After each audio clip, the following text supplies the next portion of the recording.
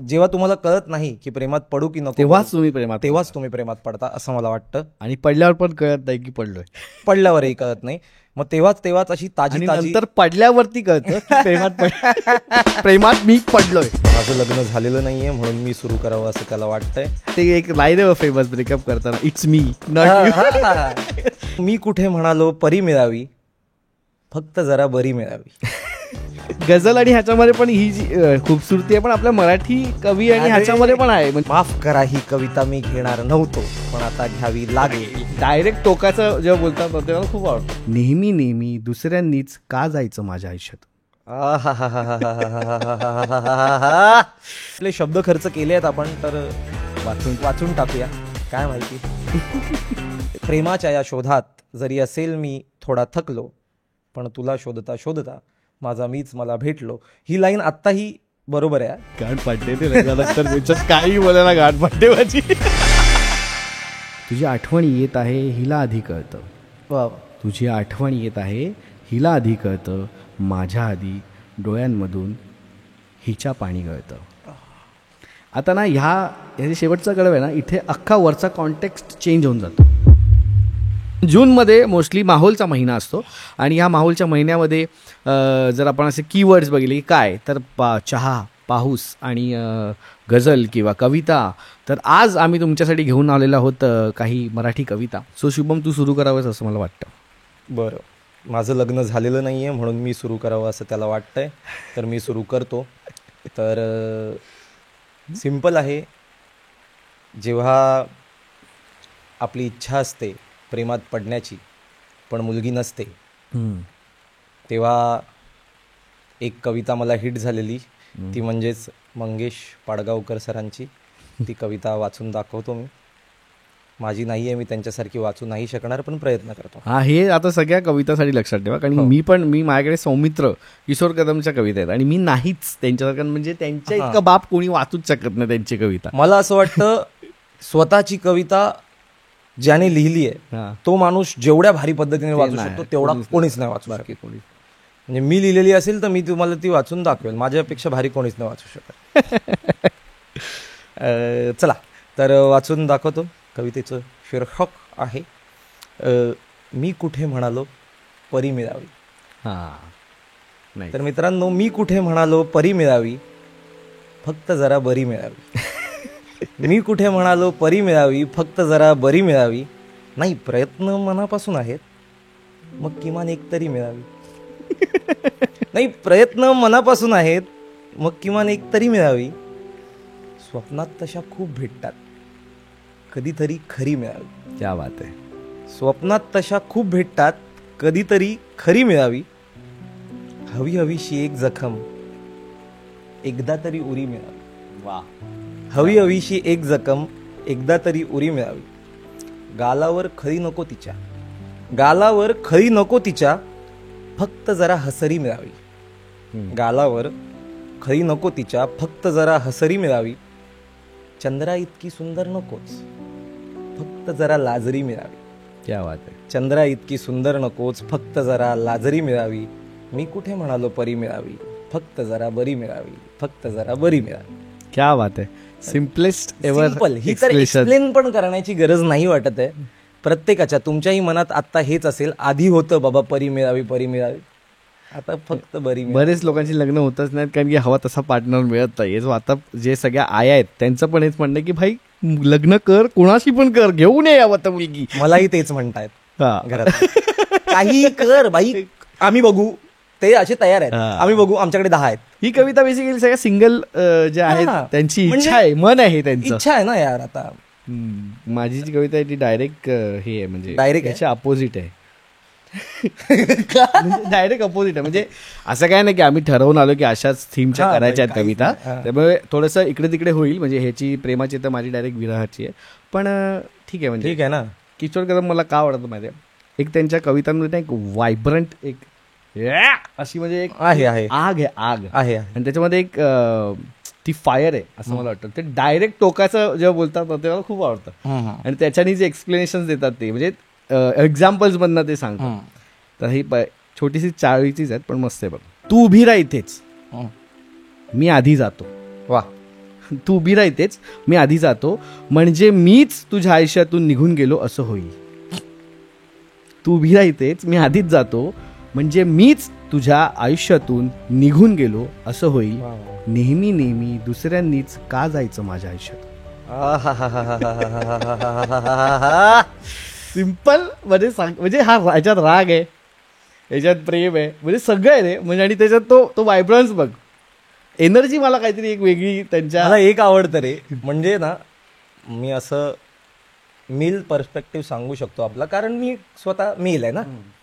म्हणजे असं मला वाटतं की आपण असे असतो की आपल्याला जरी म्हणजे माहिती आहे तिला जायचंय तरी आपण बोलतो थांब जरा, मी लोकांना सांगतो मी गेलो.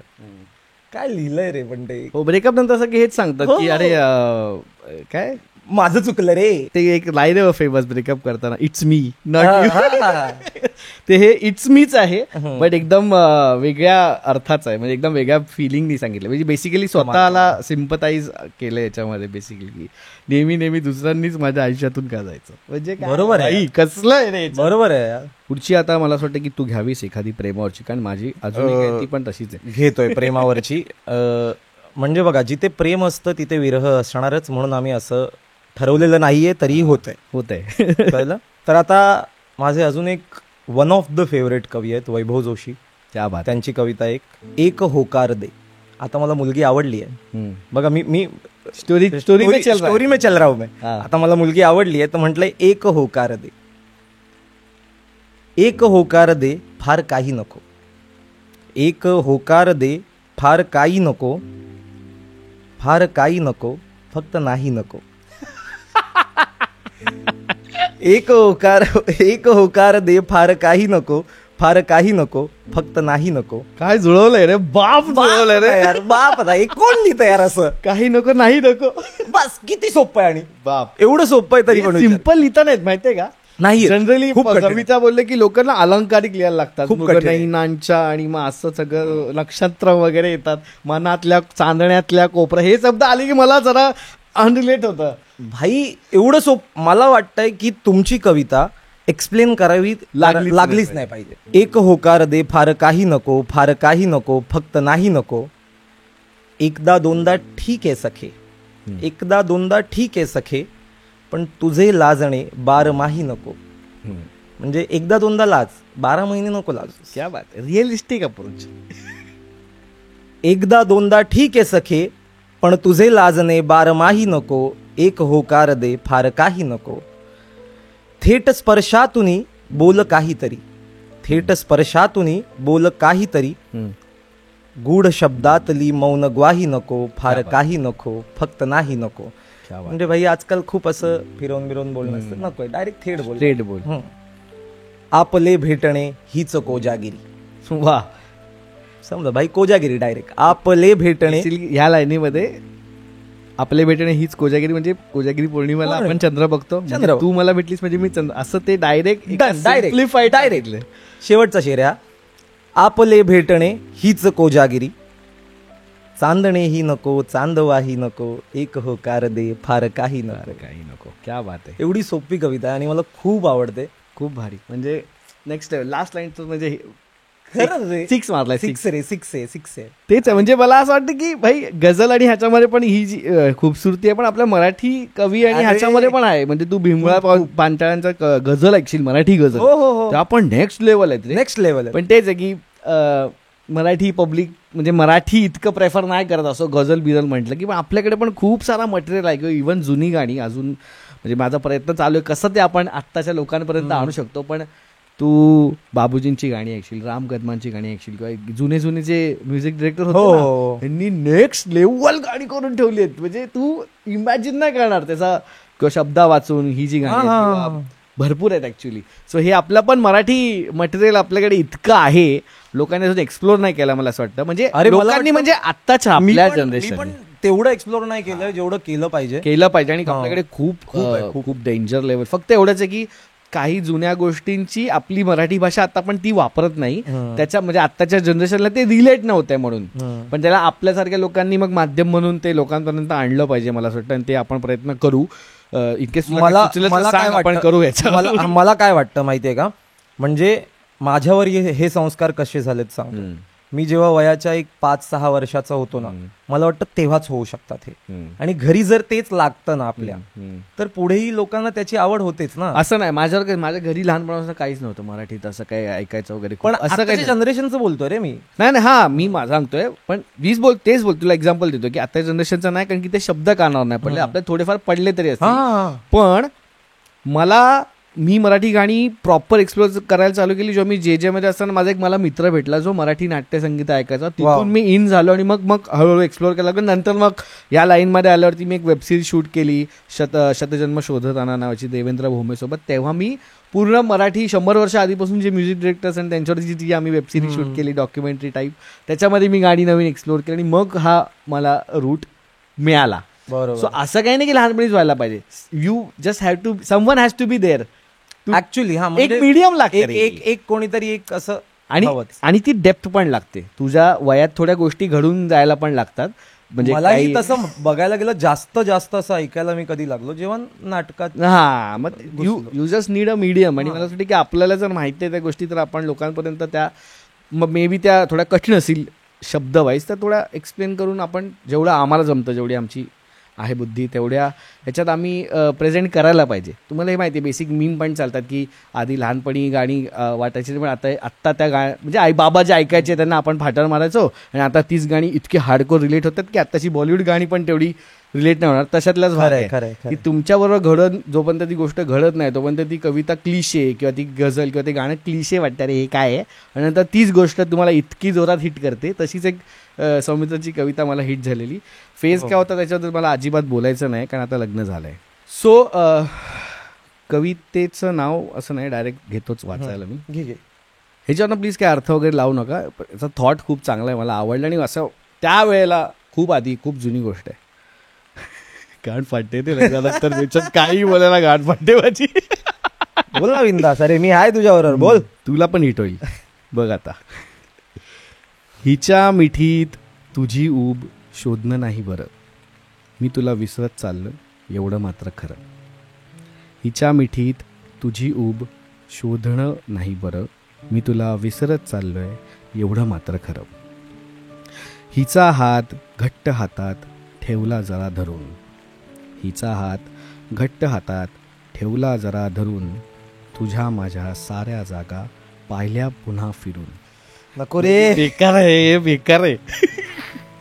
हिचा हात घट्ट हातात ठेवला जरा धरून, तुझ्या माझ्या साऱ्या जागा पाहिल्या पुन्हा फिरून. विसर विसर विसरताना पाहिलं तुला स्मरून, विसर विसर विसरताना पाहिलं तुला स्मरून. तूच होतीस नव्हतीस पण हिचं हसणं होतं, तू होतीस नव्हतीस पण हिचं हसणं होतं. सोबत माझ्या हिचं असणं तुझं नसणं होतं. सोबत माझ्या हिचं असणं तुझं नसणं होतं. खरं सांगू, हिच्या डोळ्यात माझंच फसणं होतं. हिच्याच सोबत बांधीन म्हणतो मनामधली घरं. बरोबर. हिच्याच सोबत बांधीन म्हणतो मनामधली घरं, मी तुला विसरत चाललोय एवढं मात्र खरं. असे तसे कसे तरी जगतात काही जण, असे तसे कसे तरी जगतात काही जण, तसं हिला जरा जरा कळतं माझं मन. असे तसे कसे तरी जगतात काही जण, तसं हिला जरा जरा कळतं माझं मन. संध्याकाळी गप्प होतो हेही हिला कळलं, संध्याकाळी गप्प होतो हेही हिला कळलं. तुझी बाजू घेऊन हिने मला खूप छळलं. खरंच मला ठाऊक नाही हिचं जुनं काही, खरंच मला ठाऊक नाही हिचं जुनं काही. कोणास ठाऊक का मी विचारलंही नाही. काटा आला रे अंगावर. खरंच मला ठाऊक नाही हिचं जुनं काही, कुणास ठाऊक का मी विचारलंही नाही. आई म्हणते सोडून द्यावं सगळं, आई म्हणते सोडून द्यावं सगळं भलं बुरं, मी तुला विसरत चाललोय एवढं मात्र खरं. तुझ्यासारखा आता मी कारण नसता हसतो, तुझ्यासारखा आता मी कारण नसता हसतो. कुणास ठाऊक तेव्हा मी हिला कसा दिसतो. भाई दीपेश शीट. तुझ्यासारखा आता मी कारण नसता हसतो, कुणास ठाऊक तेव्हा मी हिला कसा दिसतो. तुझी आठवण येत आहे हिला आधी कळतं. वा वा. तुझी आठवण येत आहे हिला आधी कळतं, माझ्या आधी डोळ्यांमधून हिच्या पाणी गळतं. आता ना ह्याचे शेवटचा कडव आहे ना, इथे अख्खा वरचा कॉन्टेक्स्ट चेंज होऊन जातो. आधी वरचं असं वाटतं की अरे हे एक माणूस दोन बायकांच्या का प्रेमात. लास्टच्या कडव्यामध्ये कळतं की भाई नाईलाज आहे, काहीतरी वेगळाच नाईलाज आहे. आणि तो वेगळाच एक त्याच्यात एक वेगळाच टँजंट आहे बघा याच्यामध्ये. तुझ्यासारखं आता मी कारण नसता हसतो, कुणास ठाऊक तेव्हा मी हिला कसा दिसतो. तुझी आठवण येते आहे हिला आधी कळतं, माझ्या आधी डोळ्यांमधून हिच्या पाणी गळतं. या लाईनला अख्खा अर्थ बदलतो. ओठ ठेवते गालावर समजून घेते खूप, ओठ ठेवते गालावर समजून घेते खूप, भळभळणाऱ्या जखमेवरती हे असं साजूक तू. जगण्यासाठी आता मला एवढंच सुख पुरं, मी तुला विसरत चाललोय एवढं मात्र खरं. आता टाकलाच आहे हात या माणसाने तर होऊनच जाऊ दे. माफ करा ही कविता मी घेणार नव्हतो, पण आता घ्यावी लागेल, कारण मी कष्ट केलेत ही लिहायला.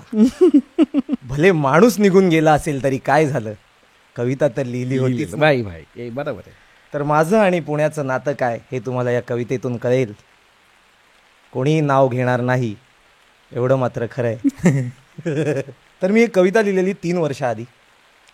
एक मुलगी समोर आली आणि कळत नव्हतं की प्रेमात पडू की नको पडू, पण जेव्हा तुम्हाला कळत नाही की प्रेमात पडू की नको, तेव्हाच तुम्ही प्रेमात पडता असं मला वाटतं. आणि पडल्यावर पण कळत नाही की पडलोय, पडल्यावरही कळत नाही. मग तेव्हाच अशी ताजी नंतर पडल्यावरती कळतं प्रेमात मी पडलोय. तर तेच आहे, फक्त कॉन्टेक्स्ट एवढाच लावा, ही आता कविता पास्ट आहे, प्रेझेंट नाही. तर माझा मीच मला भेटलो असं कवितेचं नाव आहे. क्या बात आहे. मुंबईच्या या गर्दीत काय करावं सुचत नाही, मुंबईच्या या गर्दीत काय करावं सुचत नाही, तुला शोधता शोधता माझा मीच मला दिसत नाही. क्या बात. मुंबईच्या या गर्दीत काय करावं सुचत नाही, तुला शोधता शोधता माझा मीच मला दिसत नाही. तुझ्या विचाराने दिवसाची रात्र कशी होते कळत नाही, तुझ्या विचाराने दिवसाची रात्र कशी होते कळत नाही. स्वप्नात तुला पहावे म्हणतो पण झोप काही लागत नाही. खूप सिंपल साधं लिहितोय मी आजकाल, सॉरी. कदाचित चुकीच्या ठिकाणी शोध चालू आहे असा अंदाज येतोय, कदाचित चुकीच्या ठिकाणी शोध चालू आहे असा अंदाज येतोय. काय कळत नसतं आपल्याला, तिचे जे काही तिचं वागणं असतं ते गोष्ट करणं बिरणं म्हणतो ना आपण, त्यामुळे कळत नसतं. कदाचित चुकीच्या ठिकाणी शोध चालू आहे असा अंदाज येतोय. मुंबईच्या विस्खलित भाषेकडून आता पुण्याच्या अस्खलित भाषेकडे नेतोय. समजतंय? असं सगळं होतं. तर काय, पुण्याचा माज आणि मुंबईची हवा यांचं गणित कधी जुळलं नाही. पुण्याचा माज आणि मुंबईची हवा यांचं गणित कधी जुळलं नाही, पण गणितात गुंतलेल्यांना आमची केमिस्ट्री कधी कळलीच नाही. आता नाहीये. तू म्हणालीस भाषेवर नितांत प्रेम नसेल तर मी तुझ्यापासून दूर निघून जाईन. क्या बात. आधी झालेलं हे. तू म्हणालीस भाषेवर नितांत प्रेम नसेल तर मी तुझ्यापासून दूर निघून जाईन. मी म्हंटल साडी घालत नाहीत साडी नेसतात, अशा तुझ्या चुका आयुष्यभर सुधारत नाहीत. याचं कॉन्टेक्स्ट एवढंच आहे की भाषेवर नितांत प्रेम समोरच्याचं, पण एक चूक नेहमी असते, साडी घालतात. ऍक्च्युली साडी घालत नाहीत साडी नेसतात. म्हणून ही लाईन लिहिली की तू म्हणालीस भाषेवर नितांत प्रेम नसेल तर मी तुझ्यापासून दूर निघून जाईन. मी म्हटलं साडी घालत नाहीत साडी नेसतात, अशा तुझ्या चुका आयुष्यभर सुधारत राहीन. तू म्हणशील मी मुंबईची जरी झाले तरी पुणे माझ्याकडून कधीच सुटणार नाही. मी म्हणेन तुझ्यासोबत मुंबई पुणे मुंबई हा माझा प्रवास कधीच संपणार नाही. दोघांमधले वाद कधीच टोकाला नाही जाणार याची मी नेहमी खात्री घेईन, जी मी नाही घेऊ शकलोय. दोघांमधले वाद कधीच टोकाला जाणार नाही याची मी नेहमी खात्री घेईन. तू माझ्यासाठी मुंबईचा वडापाव खा, मी तुझ्यासाठी पुण्याची मिसळ खाईन. हेच सगळं आणि शेवटावर पोचलोय आपण. प्रेमाच्या या शब्दात प्रेमाच्या या शोधात जरी असेल मी थोडा थकलो, पण तुला शोधता शोधता माझा मीच मला भेटलो. ही लाईन आत्ताही बरोबर आहे. क्या बात. प्रेमाच्या या शोधात जरी असेल मी थोडा थकलो, पण तुला शोधता शोधता माझा मीच मला भेटलो. अशी मी एक 3 वर्ष आधी लिहिली होती, पण बोललो आपले शब्द खर्च केले आहेत आपण, तर वाचून टाकूया. काय माहिती ही मी वाचणार नव्हतो, पण कोणीतरी मला माहोलच असा बनवला. एक्सक्लुझिव्ह कॉन्टेंट तुमच्या सर्व एका मित्रांनो मी आणतो आणि तुम्ही अजून सबस्क्राईब बटन नाही दाबलंय. हे असं कोण आपलं चव्हाट्यावर मांडतं का? नाही मांडलंय. नाही social media is helpless for such kind of. तुला माहितीये 3 वर्षात मी 3 कविता लिहिल्या तिच्यासाठी. मी 3 तर नाही वाचणार, एक वाचली पहिली बस झाली. पॉडकास्ट आणि तुझाच होऊन जाईल. आणि 4थी मी लिहायला घेतलेली, ती अर्धवट राहिली आणि मी आता ती पूर्ण करणारही नाही. ती अर्धवट कॉन्सेप्ट. क्या बात आहे. ती अर्धवटच बरी. मस्त मस्त पण एक नंबर. मस्त होती, आवडली. मला असं वाटतं की इनफ झालं आजसाठी कविता. अजून इमोशन्सचा ढवळाढवळ आतमध्ये होण्याच्या आधी आपण इथेच थांबूया. पण परत पुन्हा असं काहीतरी करू मे बी. आम्ही आत्ता काही ठरवलं नाही आहे. तुम्ही आम्हाला कॉमेंटमध्ये सांगा की कसं वाटलं हे सगळं. आणि आम्ही पहिल्यांदाच करतो. इनफॅक्ट मी आणि Shivam in real life also कविता पहिल्यांदाच बसून बोलतोय. आणि ते मला नॅचरली हवं होतं म्हणून डिरेक्टली मी याला काल फोन केला आणि आज बसून बोललो आपण डायरेक्ट कॅमेरासमोरच करूया जे करतोय ते. पण तुम्हाला हा जर आवडला असेल एपिसोड तर कॉमेंटमध्ये सांगा की असं काहीतरी आवडेल. आणि मे बी असं काहीतरी लाईव्ह अटेंड करायला पण आवडेल. तर आपण एक घरगुती असं एक 10-15 लोकांचा पण तुमच्या सबस्क्रायबर सोबत आपण काहीतरी करू शकतो. फॉलोअर्स सोबत. इथं बोलतो कमेंटमध्ये तुम्हालाही कवितेची आवड असेल, तुम्ही काही लिहिलं तुम्ही घेऊन या, तर कविता रूम करू डायरेक्ट कमेंटमध्ये. Free of cost. फक्त एका जागी 15-20 जण भेटू. बेस्ट. आणि फक्त रिसायटेशन करू. म्हणजे आम्हालाही खूप गोष्टी शिकता येतील, तुम्हालाही काहीतरी सादर करता येईल. ते आपण मस्त शूट वीट करू एकदम छान. पण लगेच करू कारण पावसाळा चालू झालेला आहे आणि तसंच त्याच्यातच झालं तर जरा मजा येईल.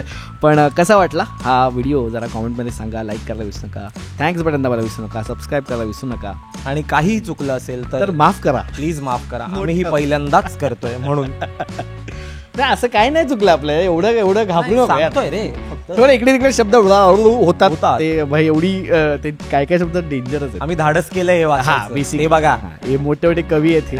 आमचं तेवढं नाहीये मराठी इतकं असं स्खलित की आपण ते बोलू. पण जे काय आलं आमच्याकडनं आमचा प्रयत्न आला. पण तुम्ही सबस्क्राईब करायला तरी पण विसरू नका. कॉमेंटमध्ये सांगा कसा वाटला. भेटूया पुढच्या व्हिडिओमध्ये. Thank you so much. Bye bye. Bye.